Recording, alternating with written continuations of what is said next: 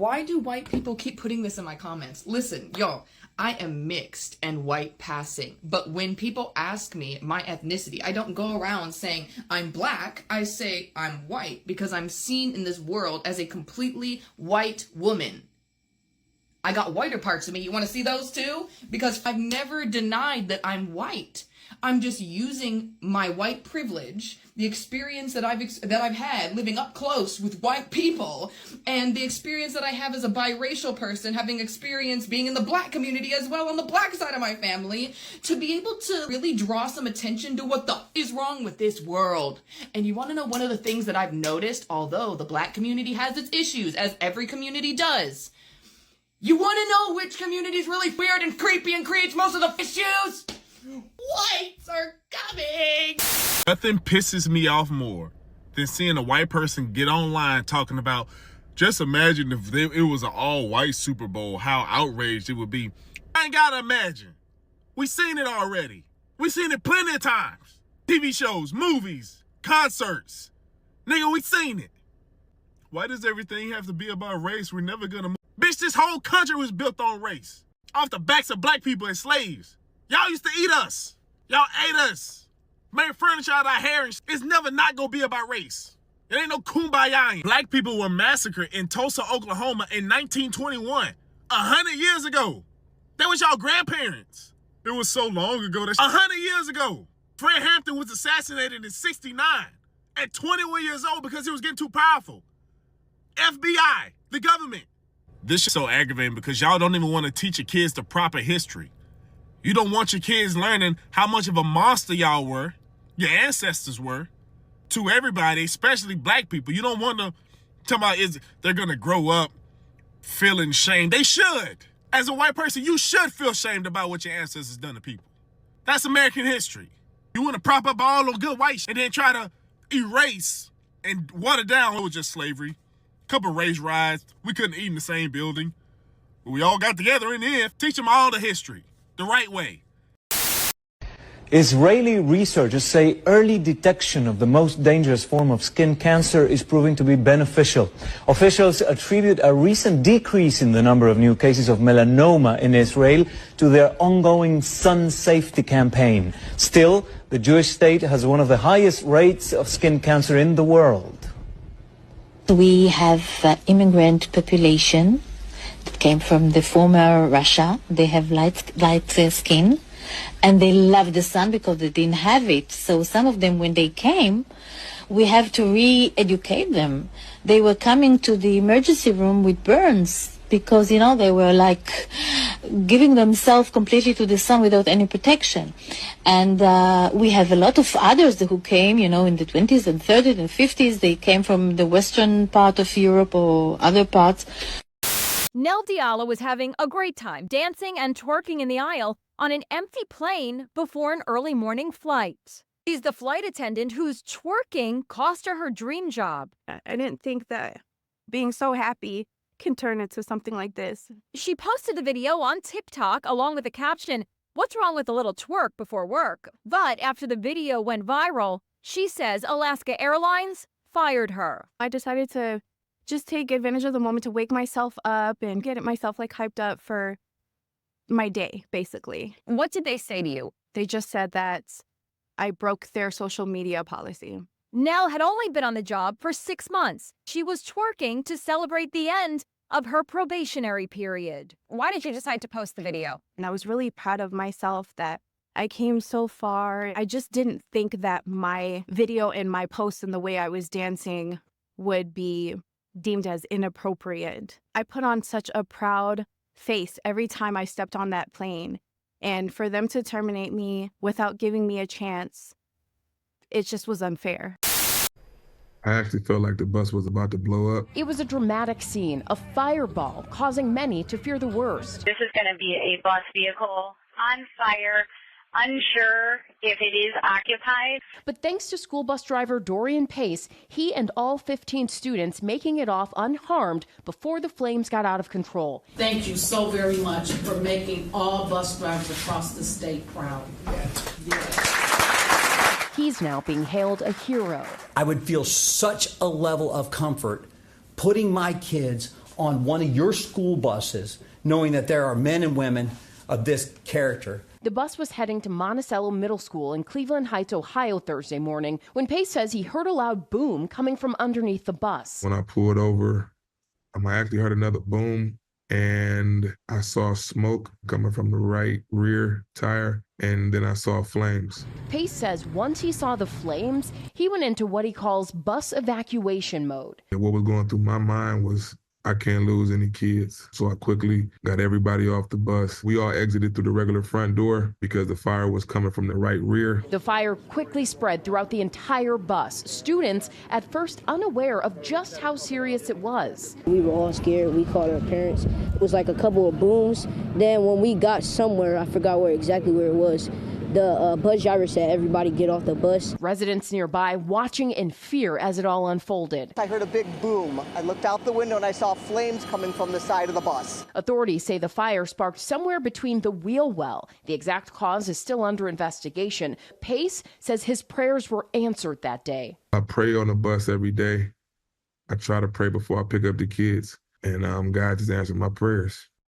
There you have it. Dorian went back to driving that very same day. The school district says the bus did pass its annual inspection just 2 weeks prior to the incident. And while we wait for answers, the praise here goes to the driver's quick actions, the students' cooperation, and bus evacuation drills, all credited with getting everybody off that bus. And the entire fleet of buses will now be re-inspected just out of an abundance of caution. Hey TikTok, so I just wanted to come on here with a small short announcement. I just want to start this video off by saying I'm not trying to get clout. I literally just want to have a conversation with my father. My biological father is Dr. Umar. He has another daughter. I tried to contact him about, getting to know my sister on my dad's side. I asked him if he knows her or if he has her number. He ignored me and never responded. I'm 22 years old now. My dad has never been to anything important, no graduation, no birthday parties, nothing. He has not been in my life. Again, I'm not making this video to bash him. I'm making this video to state facts, okay? You can't get on Instagram and get on social media and portray to be an activist and talk about how black kings need to be with black women, but you're not even in your black woman's daughter's life. It doesn't make sense. You're being a hypocrite. And it's frustrating because I reached out to you. I reached out to you. I shouldn't have had to do that. I'm your daughter. But I'm smart enough and logical enough to know that you would never reach out to me because you don't have my phone number. And I'm pretty sure you wouldn't try to reach out to me because for what? I don't want anything out of you. I want nothing but a conversation. Forget the relationship. I really don't care too much about that at this point. I just wanted a conversation out of you and you shut me down. You ignored me. You should never be too busy for your daughter ever in life. So I just wanted to make this video to just try to, I guess, somehow find my sister on my dad's side. So if you see this, please reach out to me. Please DM me because I want to know who you are. Why do I have siblings out there that I don't know about? It's unfair, and deadbeat fathers is very common nowadays, especially in the black community, right? We all know Dr. Umar reps the black community or whatever, but you can't rep that if you're not even in your daughter's life. You moving backwards. You're moving backwards. It's not making sense. To the public, you look like this person, but in private, you a whole nother person. And I'm not bashing you. I just don't understand why you're ignoring me. I'm 22 years old and you have yet to be in my life. No graduations, no parties. When I get married, are you going to be at the wedding? Are you going to walk me down the aisle? Yo, I have a stepdad who has been in my life since a little girl. He has been in my life. And I thank God for him because my biological father couldn't even do that, y'all. My biological father is not even on my birth certificate because when my mom had me, he left. And I do have a DNA test. So yes, I can prove that that's my father. I would never get on here and lie to y'all. That's kind of sick and delusional and crazy. But I'm just making this video because I want to find my sister. And when I reached out to him about giving me her number or if he even had it, I was ignored. So now I guess I have to take matters into my own hands. So if you see this video, sister, please reach out to me, because if he's not going to allow us to be in contact, I'll do it myself. I just want to end this video off by saying that daughters who have deadbeat fathers should not have to go through this. This is very present in the Black community. And as an activist, I would not think that you would be a deadbeat because you rep the Black community so much. It doesn't make any sense. You cannot be a hypocrite. You can't say do A, but you're doing B. It doesn't make any sense. So y'all already heard my mission for this video. Y'all already heard why I'm making this video. So if she can reach out to me, I would love that. I would love to have a conversation with you, because you are my sister on my father's side that I have never met. I don't even know your name. I don't even know how old you are. I have a sister on my mom's side, and I'm the oldest. I'm pretty sure that my sister that's on my dad's side, I'm probably older than her. I'm supposed to be guiding her. I'm supposed to be teaching her things, because you as the father, you're not doing that. So let me do that as an older sister. But that's the end of this video. As I stated in the beginning of this video, I'm not trying to bash this man. I'm stating facts. Facts.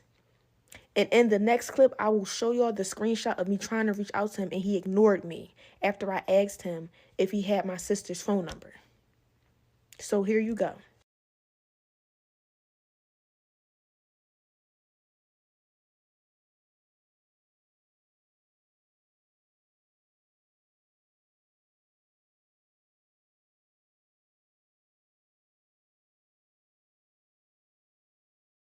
All right, so we were able to hear the response, or in a sense, the issues that the young woman is having. And she supposedly stated that she is Dr. Umar's daughter. This was Dr. Umar's response. He said, "Good Garvey day. As I don't live in the prison of other people's opinions, I have no interest in discussing nor explaining my private life with any of you, as my 15 years of the most relevant and requested scholar, orator, activist, Pan-Africanist in the world has made it clear to me that the Negro public is only interested in laughs at the expense of other people's misery. Neither the Kunocracy nor the YouTubian struggle streamer community couldn't care less about the truth of the situation. With that being stated, please ask the little girl to stand on business by asking her mother to join in a three-way conversation about why her father hasn't been present in her life. I have no problem with this conversation being public, but her mother must be present for that conversation. She needs to keep the same energy and bring her mother to the table. I am sure that the truth will be revealed if all three of us are present together. I have absolutely nothing to hide, and I still have all of my family court paperwork in case any lies are told. Trying to use your father's name to build your struggle streamer career is not cool." The crazy part about this situation is the fact that the young woman decided that she wanted to run to social media. And then she wanted to show text messages, which again, these are private text messages, but she decided that she wanted to show it in order to convey or to prove this, that, and the third. The main thing that I've always stated is that if a individual really wants something done, if they really want to find somebody, they can easily do it. You can do it by way of social media. You can do it by way of phone. You can do it by way of gathering whatever types of information that are specifically needed so that you can see that person. The other issue is the fact that this story, once it started gaining traction online, you had a variety of people, especially those in the Black community primarily, that wanted to come out on both sides and state something negative about Dr. Umar. Now, again, this is a person who has done over the last 10 plus years, he has done the footwork, right? He has gone from state to state, city to city, and in some instances, neighborhoods as well, to get in touch with and to talk to the Black community about a variety of issues that both he wants to bring up and educate people about, but also the topics from those individuals. And you have a lot of people that want to try to clown Dr. Umar. They want to try to use this as another way to push him down or sweep him under the rug. Others out there want to use this as a method or a form to discredit Dr. Umar in order to show people, you shouldn't listen to him. He's this, he's that, and all these other types of things. When none of the people that want to try to discredit or really say anything negative about Dr. Umar, none of these people have actually gone to Dr. Umar, meaning at the meetups or the meet and groups or whatever, and conveyed their issues or their problems that they have with Dr. Umar. They don't want to do any of that.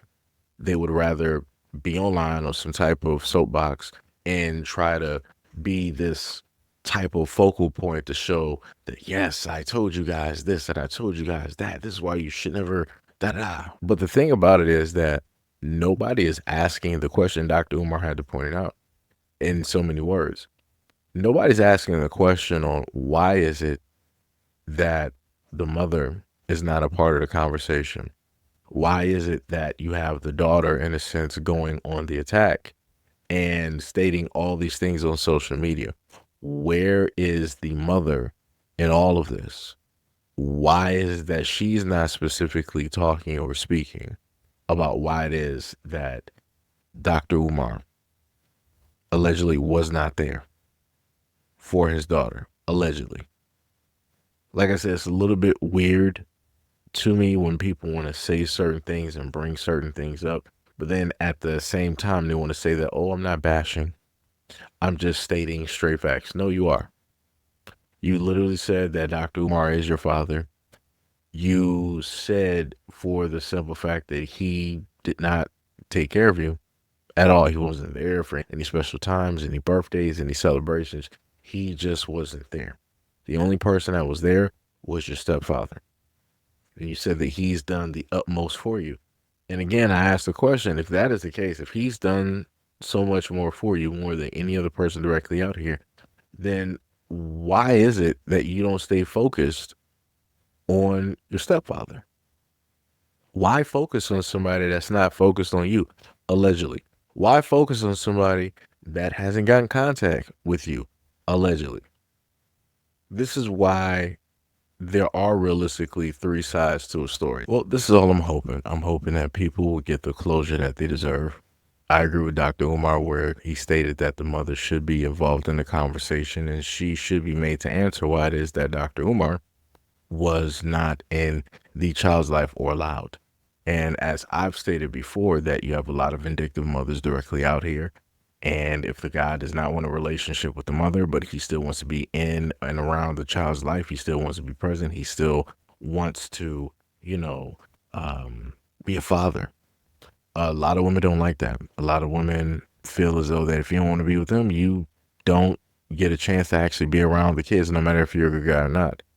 In other instances, women will use children as a type of pawn, a type of chess piece where they can move them back and forth and to or from across the board in order to cause issues and problems for the man or the men directly out there that specifically want to be fathers. Like I said, it's nonsensical and it's crazy. And I don't know what else to tell people. I just hope that the situation gets fixed. It doesn't last a long time and we can get back to, everything as normal. But anyways, let me know what you guys think about this video and everything that I stated in the comment description below. And as always, peace, love, and stay tuned for the next video.